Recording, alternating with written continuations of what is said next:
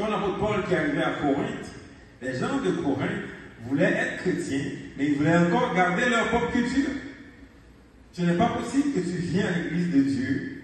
L'église de Dieu, on voit la gloire, on voit ce que Dieu est en train de faire, mais on veut garder sa culture. Et je vous dis en 2024, Dieu va confronter la culture, il va confronter nos cultures. Alléluia. La chose qui nous rend bien, Dieu va nous confronter pour établir sa culture. Et je dois vous dire que Dieu est vraiment concentré.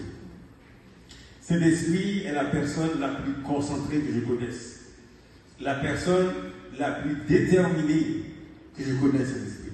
Oh my God, je vous le dis, il est tellement motivé. Depuis même sa venue à la Pentecôte, la déclaration a été claire là, que lui, il est venu pour convaincre les cœurs du péché et du jugement. Il n'a jamais arrêté. Peu importe le comportement des humains dans les églises, peu importe tout ce que vous voyez, il ne lâche jamais. Il ne lâche jamais, je vous le dis. Il est tellement concentré. Alors que nous, les humains, on est tout le temps ailleurs dans les choses, on a dans les pensées. Cet esprit, lui, il sait ce quoi faire. Il continue, il ne va jamais arrêter. Je vous le dis, il ne va jamais arrêter. Même tout récemment, il me parlait. Tout récemment, il me fait réfléchir par rapport à l'église. Parce que des fois, on pense que l'église, on pense qu'il y a une nouvelle église. Il n'y a pas de nouvelle église, il y a une seule église. Nous sommes tous une branche d'une église, la grande église de Dieu. Il n'y a pas de nouvelle église. Nous, ici, nous sommes juste une branche. Il faut arrêter de dire qu'on est une nouvelle église. Nous ne sommes pas une nouvelle église. Il y a une seule église, l'église de Jésus-Christ. Il y a des branches.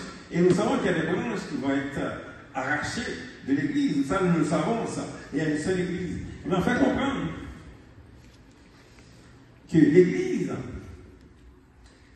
c'est l'organisation la plus franchisée de toute l'humanité. My God, mais comment ça se fait? Mais quand effectivement on regarde, il y a tellement d'églises, il y a tellement de dénominations. On compte environ plus de 37 000 dénominations chrétiennes. Quand vous voyez les protestants, quand vous voyez toutes sortes de... C'est l'esprit, il est en train d'agir. Il est en train d'agir. Des fois, il se retire des églises, il bâtit d'autres, il est en train d'agir. On compte plus de 87 millions d'églises. Vous voyez, il y a tellement d'églises.